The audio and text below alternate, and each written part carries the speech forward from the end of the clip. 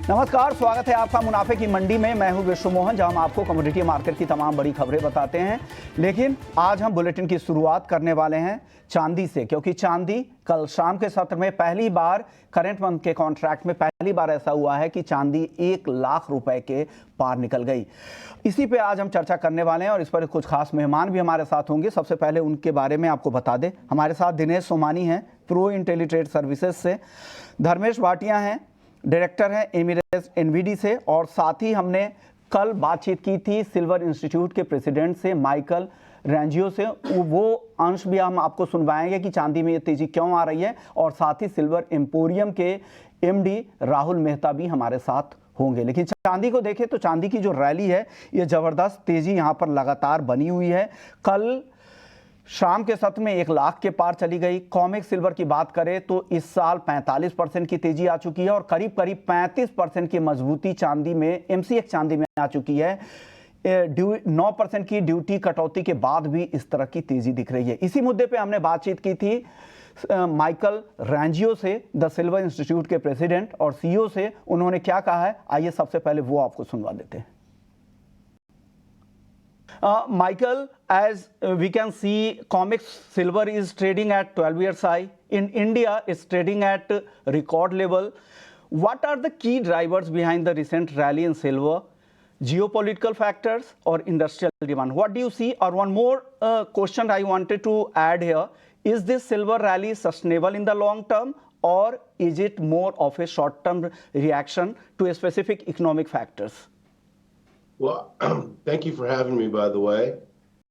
Greetings from Washington, D.C. I want to say that in answer to your questions, geopolitical concerns are a factor indeed. We have 2 wars taking place. We have elections in the United States starting in November. People are already voting. That could be a factor down the road. But when you take a look at the silver price and where it is and where it's gone, over 35, almost 40% increase year on year, it's due to a couple of factors. Strong industrial demand for silver.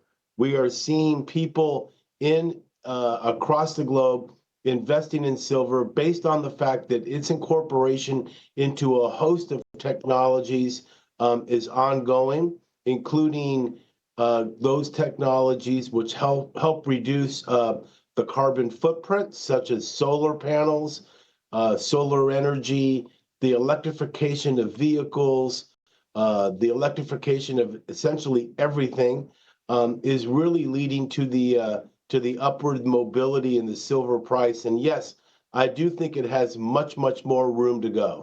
यानी ये silver institute के president थे। उनका कहना है कि यहाँ से अभी भी काफ़ी संभावनाएं ऊपर जाने की। हो सकता है आपको उस बीच में कुछ करेक्शन भी दिखे, भाव नीचे भी आए, लेकिन फंडामेंटल्स को लेकर वो काफ़ी बुलिश है। और उनकी रिपोर्ट पूरी दुनिया में देखी जाती है, सिल्वर इंस्टीट्यूट की रिपोर्ट। उनका कहना है कि ग्रीन टेक्नोलॉजी पर जिस तरह से फोकस है और उसका साफ तौर से चांदी को काफ़ी फ़ायदा मिलने वाला है।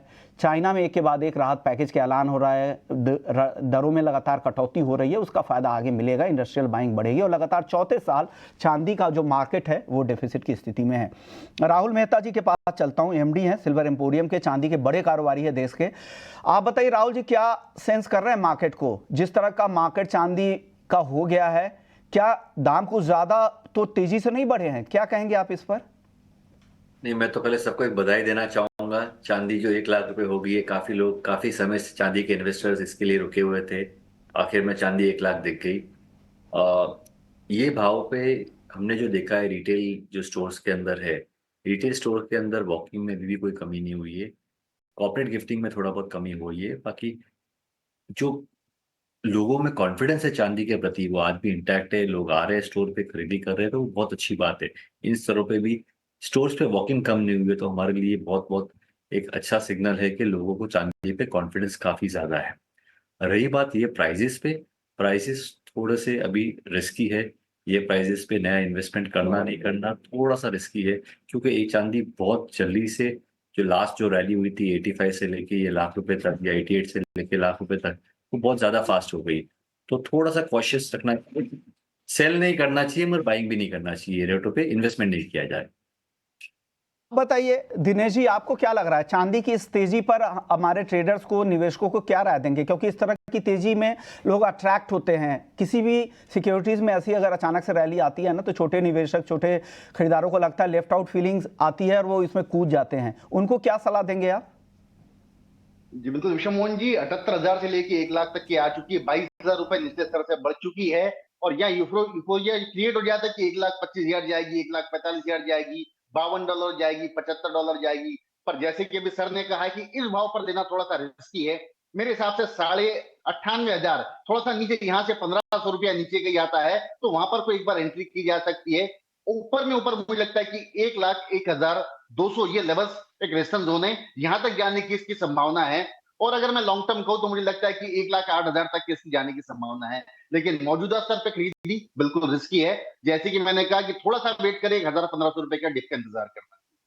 डिप का वेट करें, नीचे में मौका ढूंढे, फिर आप यहाँ पे खरीदारी करें। चलिए अब डिमांड की बात करते हैं। राहुल जी बताइए, डिमांड की स्थिति क्या है? जिस तरह से अचानक से तेजी आई, उसके बाद भी खरीदार आ रहे हैं चांदी खरीदने आपके शॉप्स पे? चांदी पे स्टोर के वॉकिंग में कोई कमी नहीं हुई है। लोग स्टोर्स पे आ रहे हैं, चांदी खरीद रहे हैं, क्योंकि चांदी के ये प्राइसेस पे लोगों को कॉन्फिडेंस काफी है। तो पर्सनल बाइंग के अंदर में कोई कमी नहीं आई है। लोग अपने पर्सनल यूज के लिए काफी कुछ चांदी के सामान ले रहे हैं, सब कुछ कर रहे हैं।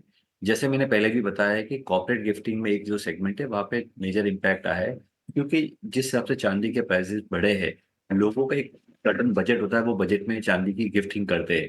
वो गिफ्टिंग में हमने देखा है कि काफी मेजर ड्रॉप आया है। बट पर्सनल कंजम्पशन, खुद के पर्सनल कंजम्पशन के लिए, खुद के घर के लिए यूज करना है, उसके लिए चांदी में बाइंग में कोई कमी नहीं आई है। खरीदारी अभी भी लगातार हो रही है और आमतौर पे चांदी का सबसे ज्यादा इस्तेमाल भी होता है गिफ्टिंग के दौर पे। त्योहारी सीजन में सबसे ज्यादा गिफ्ट के तौर पे अगर किसी मेटल्स का इस्तेमाल होता है, वो चांदी ही है।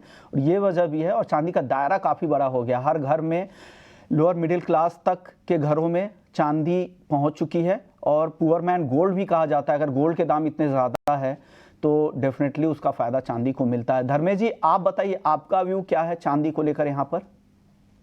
देखिए, कॉन्ग्रेचुलेशन अगेन। चांदी ₹1,00,000 के पार हो चुकी है और मैं अभी भी काफी बुलिश हूँ। इनफैक्ट कंटिन्यू लास्ट 2-3 महीने से मैं यही कह रहा हूँ कि इसमें मंदी मत करिए, तेजी करिए, और तेजी बरकरार है। अगर आप गोल्ड सिल्वर रेशो भी देखें तो गोल्ड नई ऊंचाई पे थी और चांदी अब तक इसके प्रीवियस हाई जो $50 है, 2 बार $50 टच किया है। एक हंट ब्रदर्स के टाइम 1982 और एक 2006-7 के टाइम जब मार्केट में एक अच्छी खासी तेजी आई थी। दोनों टाइम $50 के स्तर ब्रेक करने की कोशिश की है, बट अब ये टाइम मुझे लगता है कि मार्केट $50 के इर्द गिर्द सस्टेन हो जाएगी। जो रेशो है गोल्ड सिल्वर का वो काफी वाइड हो चुका है, तो कहीं ना कहीं यहाँ से एक अच्छी खासी छलांग देखने मिल सकती है और पार हो सकता है $50। मैं अभी भी काफी बुलिश हूँ। मैं मंदी करने की सलाह नहीं दूंगा। अगर निवेशकों को डर लग रहा है ट्रेड करने में तो मैं कहूंगा वेट एंड वॉच करो। बट स्पेक्यूलेटर्स डेफिनेटली यहाँ पे निवेश करके चल सकते हैं। अभी जस्ट एक एक टिप टच हुआ है 1,00,000 का। मेरे हिसाब से रुपया भी वीक होगा और जिस रफ्तार से इंटरनेशनल मार्केट में तेजी देखने मिल रही है, प्राइस कहीं ना कहीं यहाँ से $4 से $5 यानी $37 to $38 के लेवल आपको शीघ्र ही देखने मिलेंगे। मैं काफी बुलिश हूँ।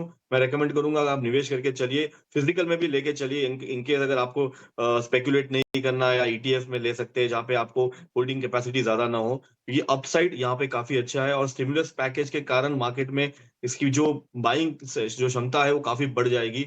और सेम मैं एक्सपेक्ट करता हूँ कि चांदी as 50% bullion, 50% base metal category में है। ये तो जस्ट अभी शुरुआत है तेजी आने की, तो बाइंग करके चलिए। एक्सपेक्ट करिए कि मेरे हिसाब से ₹1,25,000 के लेवल्स भी आपको शीघ्र ही देखने मिल जाएंगे। 1,25,000 के लेवल्स भी आपको दिख सकते हैं। धर्मेश जी आप बताइए, अगर किसी को खरीदारी करनी हो तो चांदी किस लेवल पे आप खरीदने की सलाह देंगे? देखिए, मैं तो सलाह दूंगा कि आप करंट लेवल पे भी लेके चल सकते हैं, क्योंकि 2% 3% का मूव तो इसको नॉर्मली देखने मिल रहा है। और अगर आप देखिए कंटिन्यूसली मार्केट अगर 2% गिरता है तो उसके सामने 4% की तेजी देखने मिल रही है। तो जिस भी गिरावट आती है मैं बाय करके चलूंगा। मैं स्ट्रिक्ट स्टॉप लॉस मेंटेन करूंगा 95,000 का। ये एक लेवल है जो आप अपने जहन में रखिए। अंतरराष्ट्रीय मार्केट में अगर आप देखिए ऑन एन एवरेज $32 का लेवल है जो काफी की सपोर्ट है। जब तक मार्केट उसके ऊपर टिका हुआ है और 95,000 के ऊपर टिका हुआ है, ट्रेंड काफी फर्म है। और अगर रुपया यहाँ से 85-86 के लेवल्स दिखा दिया, क्योंकि इलेक्शन की जो न्यूज है वो ऑलमोस्ट 1 महीने में आने वाली है, और मेरे हिसाब से तो रुपया यहाँ पे काफी कमजोर हो सकता है। सारे करेंसीज अराउंड द वर्ल्ड कमजोर हुए हैं। आप स्टर्लिंग ले लो, यूरो ले लो, जापानीज येन ले लो, काफी पिटाई हुई है। उसके विपरीत अगर आप देखें तो इंडियन रुपी में इतनी पिटाई नहीं हुई है। मैं एक्सपेक्ट करता हूँ कि 85-86 के स्तर आपको शीघ्र ही देखने मिलेंगे। उस कारणवश एमसीएक्स में यहाँ से और मार्केट में 1000-2000 रुपए की रैली देखने मिल सकती है। तो बाई की सलाह रहेगी मेरी, करंट लेवल से भी एक्सपेक्ट करिए कि अराउंड 1,10,000 1,15,000 के जो लेवल्स है वो शीघ्र ही देखने मिलेंगे। पोजिशनली साल के अंतराल तक 1,25,000 के स्तर आपको देखने मिलेंगे। स्टॉप लॉस यहाँ पे 95,000 का रहेगा मेरा।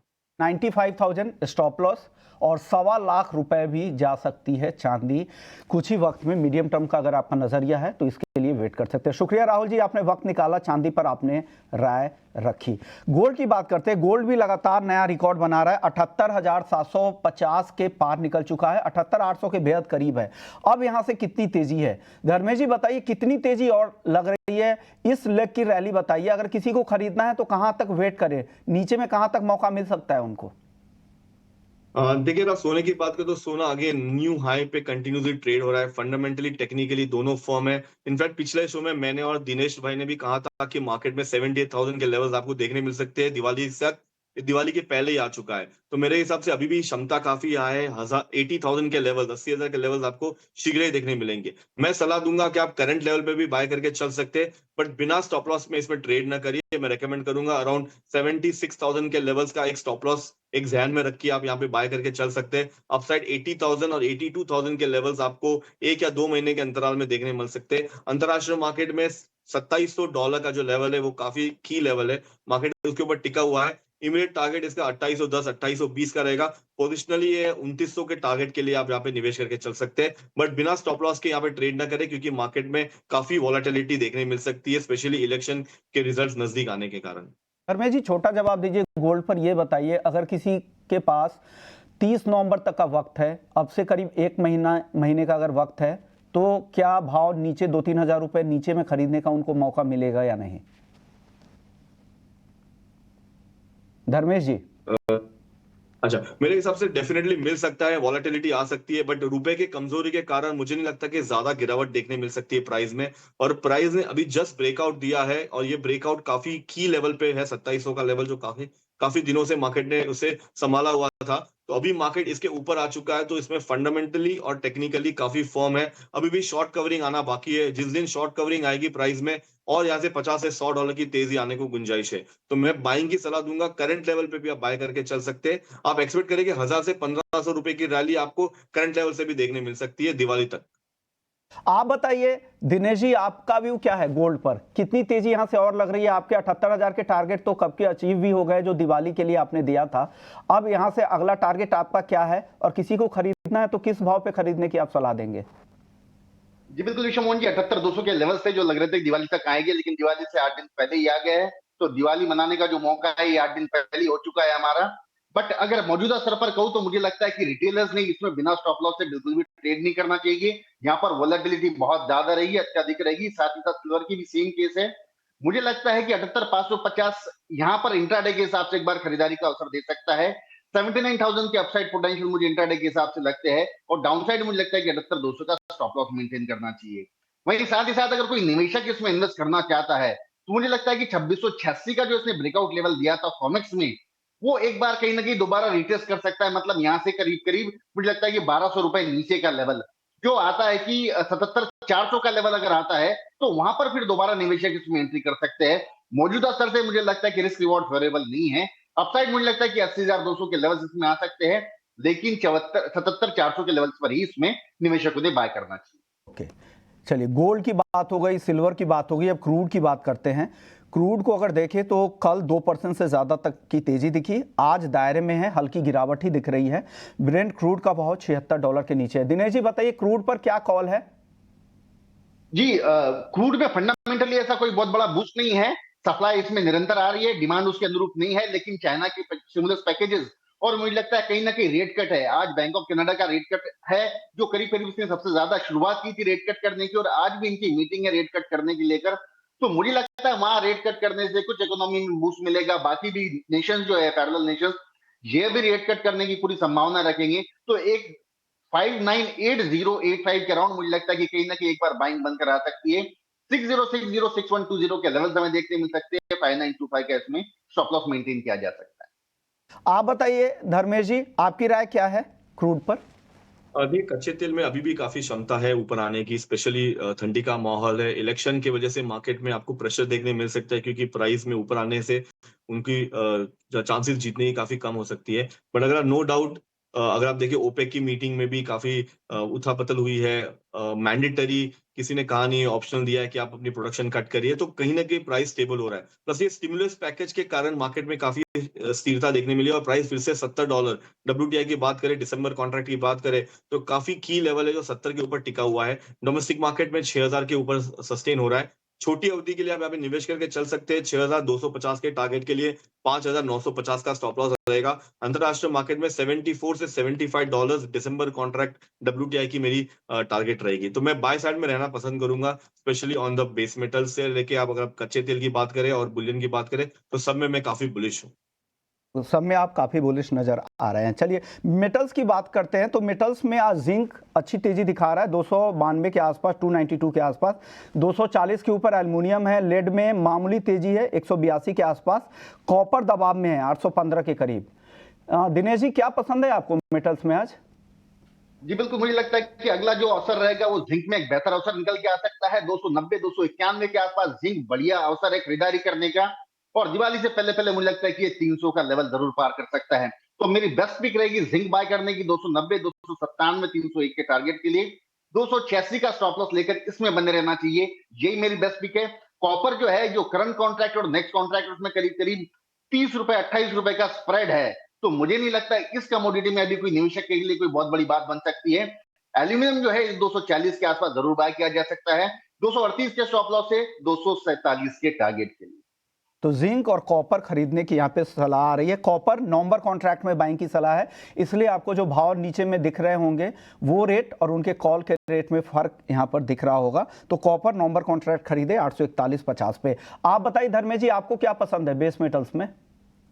देखिए मैं बेस मेटल में भी मैं दिनेश के काफी फेवर कर रहा हूँ। मैं एक्सपेक्ट करता हूँ कि यहाँ से जो बेस मेटल में जो किंग है कॉपर, डॉक्टर कॉपर, उसमें काफी क्षमता है ऊपर आने की। 800 का स्तर काफी की लेवल है, मार्केट उस पर टिका हुआ है।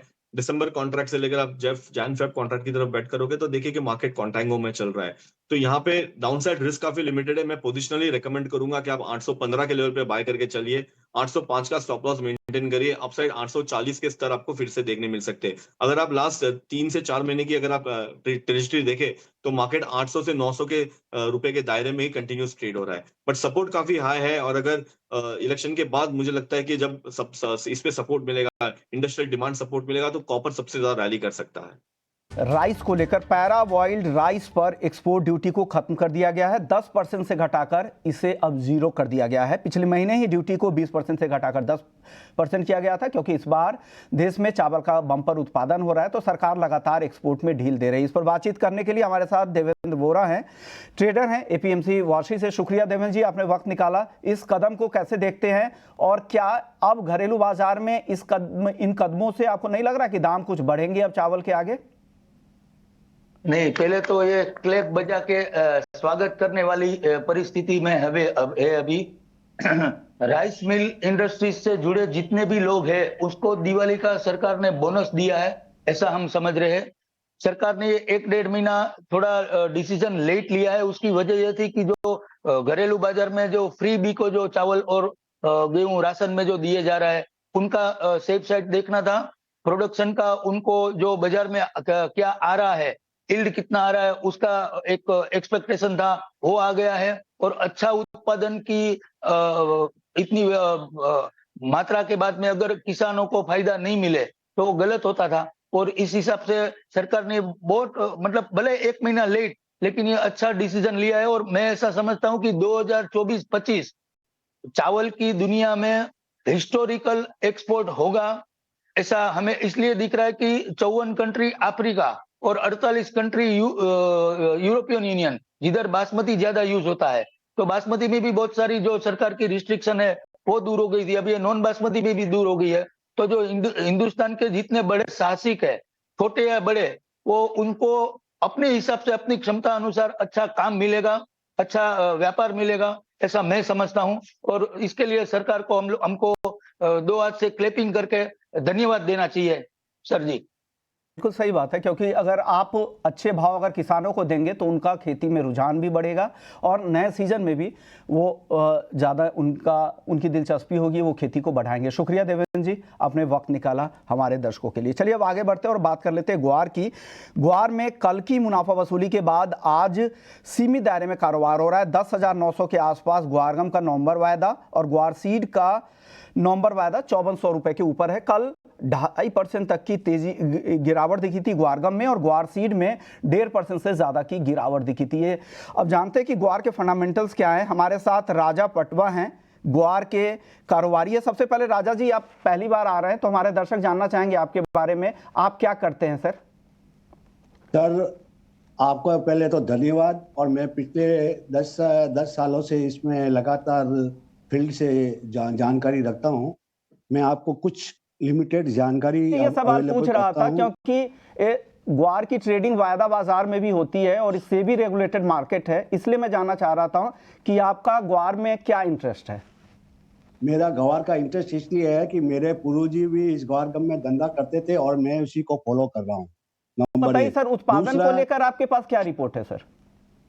सर, फसल की ये रिपोर्ट मेरे पास है कि जो 70 लाख की बोरी का जो अनुमान होता है उसके लिए हमारे पूर्वजों ने बताया है कि फसल 70 लाख पर 90,000 बोरी ग्वार की आमदनी पिछले सीजन के अंदर 15 दिन तक लगातार आनी चाहिए। ओके। पिछले साल भी 76,400 क्विंटल की ग्वार की जो आमदनी थी 2 अक्टूबर 2023 को, उस समय भी जो आमदनी आई है वो अभी तक क्रॉस 50,000 बोरी को भी क्रॉस नहीं की है। हमारे फॉर्मूले के अनुसार अगर 40 लाख की फसल होती है तो नया ग्वार 60 लाख बोरी ग्वार 15 दिन तक लगातार मंडियों में आना चाहिए। दूसरी बात, अभी तक जो नया ग्वार आया है वो पिछले साल से 8.5 लाख बोरी कम आया है, तो ये आगे जाकर लीड बढ़ेगी दिसंबर तक 20 लाख बोरी की। कारण कि अभी नहरी बेल्ट जो बिल्कुल ही थक गया है। जो लोग ये कहते हैं कि फसल लेट है, तो फिर ये नहरी बेल्ट में अभी 4.5 लाख बोरी ग्वार का उत्पादन कम कैसे आया आंकड़ों के अनुसार, जो कि गंगानगर पिछले साल 10,000 बोरी रोज की एक आई थी ऊपर में, वो अभी 4500 हुई थी और वो 4500 वाली कल 1600 थी और 2000 बोरी की बाजरी की आवक थी। इस कारण से ये आंकड़े हमारे ये कहते हैं कि फसल हमारी 36 लाख से ऊपर नहीं है और हमने एरिया वाइज दिए। सबसे बड़ी खासियत ब्रजमोहन जी ये है कि हमने हर एरिया की अलग से फिगर दिए हैं और वहाँ के एरिया के लोगों ने, किसी ने भी मेरे इस एरिया की फसल का अनुमान पर कमेंट नहीं कसे कि ये गलत है। खासियत की ये बात है, मैं अपनी नहीं कहता, लेकिन ये कह सकता हूँ सबसे बड़ी बात की 1.5 करोड़ बोरी की डिमांड है भारत सहित की। और अब की बार पिछले साल तो पुराना 85 से 90 लाख बोरी ग्वार पुराना मिल गया था, जो 2013 और 2015 के अंदर पैदा हुआ था 2.5 करोड़ बोरी। अब की बार वो खत्म होने जा रहा है और अब की बार ये नहीं मिलेगा और 90 लाख बोरी की शॉर्ट पड़ेगी। ओके, यानी आपको लग रहा है कि मार्केट में सप्लाई कम होगी, उत्पादन भी आपके हिसाब से कम है। हालांकि अलग अलग नंबर्स है। शुक्रिया राजा जी, आपने वक्त निकाला हमारे दर्शकों के लिए। अब दिनेश जी, आप बताइए, आपको टेक्निकली मार्केट कैसा लग रहा है? भाव इधर से किधर जाने वाला? हालांकि जो उत्पादन के नंबर से उसको लेकर काफी मतभेद है। जिस ट्रेडर, जिस किसान से आप बात कीजिए, सब अलग अलग नंबर आ रहे हैं। मैंने अब तक जितनी भी बात की है उसमें से 40 से 70 लाख बोरी तक के आंकड़े आ रहे हैं अलग अलग लोगों के। ऑन एन एवरेज 60 लाख के बोरी के आ रहे हैं। क्या लग रहा है आपको सर, इस पर भाव का क्या असर होगा? दिनेश जी अनम्यूट कीजिएगा सर और फिर ग्वार पर अपनी राय दीजिएगा। यस, मुझे लगता है कि जिस हिसाब से जो स्विंग हुई है 70 लाख बोरी की फसल इसमें आना लगता है, ऑलमोस्ट लगती है। और जो हिसाब से बाजार के भाव है, अगर 40 लाख बोरी की फसल होती तो भाव 5800 5850 जरूर होते हैं। 5400 के आसपास है, इसमें भी 5440 का लेवल कल इसने तोड़ा है और 5375 का लो बनाया है। मुझे लगता है कि एज लॉन्ग एज 5350 होल्ड करता है, ऊपर में 5500 5520 के लेवल इसमें देखने मिल सकते हैं। बहुत बड़ी तेजी या अत्यधिक मंदी मुझे नजर नहीं आती है। 5350 से 5550 का दायरा मुझे लगता है कि 1 महीना मेंटेन करना चाहिए। यानी 1 महीना, क्योंकि अराइवल्स के सीजन है, आपको लग रहा है कि यहाँ पर दायरे में ही रहेगा, 200-250 रुपए के दायरे में ग्वार सीड, ये दिनेश जी का मानना है। लेकिन उत्पादन के नंबर हर एक्सपर्ट्स के अपने, हर ट्रेडर्स के, किसान के अपने हैं। तो कोई भी फैसला लेने से पहले आप अपनी खुद की भी रिसर्च करें, खुद भी ग्राउंड पर जाए, फिर पता करें। और ET Now स्वदेश किसी भी आंकड़े की पुष्टि नहीं करता है, ये एक्सपर्ट्स के अपने आंकड़े हैं। शुक्रिया दिनेश जी आपका, और साथ ही धर्मेश जी आपका, आप लोगों ने हमारे लिए वक्त निकाला। मुनाफे की मंडी